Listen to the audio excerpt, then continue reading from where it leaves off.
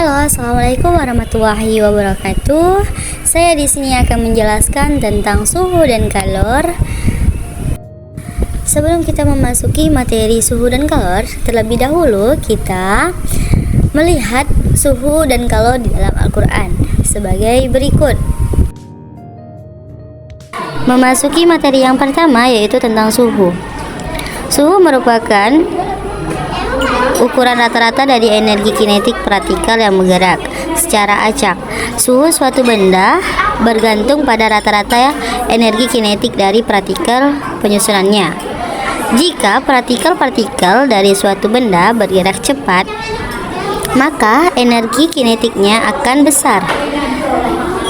Besarnya energi kinetik inilah yang menyebabkan benda tersebut memiliki suhu yang tinggi. Sebaliknya, jika energi kinetik partikel suatu benda kecil, partikelnya bergerak lambat, maka benda tersebut akan memiliki suhu rendah. Selanjutnya memasuki materi tentang kalor. Kalor merupakan perpindahan energi panas dari suatu benda ke benda lain yang memiliki perbedaan suhu. Kalor memiliki karakteristik bisa berpindah dari suatu benda yang memiliki suhu tinggi ke benda yang suhu yang lebih rendah. Ketika dua benda itu saling bersinggungan, misalnya ada ketika merebus air, di mana air dingin yang dipanaskan kemudian lama-kelamaan akan berubah menjadi panas. Contohnya bisa dilihat dari gambar di samping atau diperhatikan. Memasuki materi tentang sifat hantaran kalor. Berdasarkan kemampuannya menghantarkan kalor, benda dikelompokkan menjadi dua, yaitu konduktor kalor dan isolator kalor. Nah, bisa diperhatikan di samping ini ada rumus kalor. Bisa diperhatikan.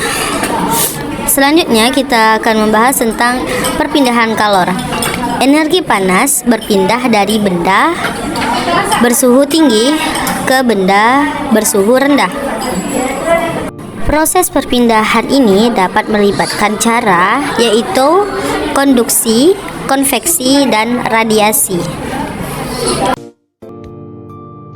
Selanjutnya kita akan memasuki materi tentang miskonsepsi.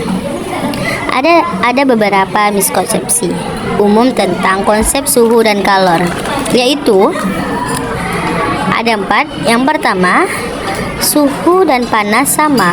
2. Konsep kalor sebagai zat. 3. Konsep perubahan suhu. 4. Konsep konduksi, konveksi, dan radiasi.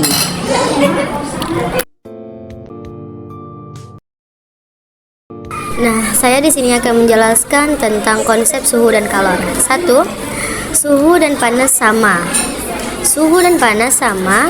Banyak orang yang menganggap suhu dan panas itu sebagai hal yang sama, padahal keduanya berbeda. Suhu adalah ukuran rata-rata energi kinetik partikel dalam sebuah zat, sedangkan panas adalah transfer energi dari suatu objek ke objek yang lain karena perbedaan suhu. Yang kedua, konsep kalor sebagai zat.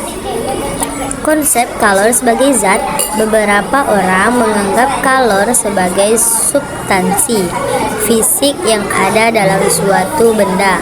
Padahal kalor adalah perpindahan energi suatu benda ke benda yang lain karena perbedaan suhu.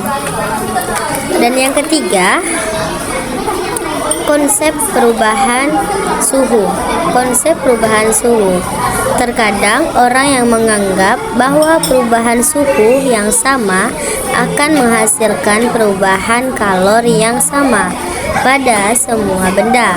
Padahal kapasitas kalor masing-masing benda dapat berbeda. Yang keempat, konsep konduksi, konveksi, dan radiasi. Konsep konduksi, konveksi, dan radiasi terkadang terjadi kebingungan antara konduksi, perpindahan panas melalui kontak langsung, konveksi, perpindahan panas melalui pergerakan massa, dan radiasi, perpindahan panas melalui gelombang elektromagnetik.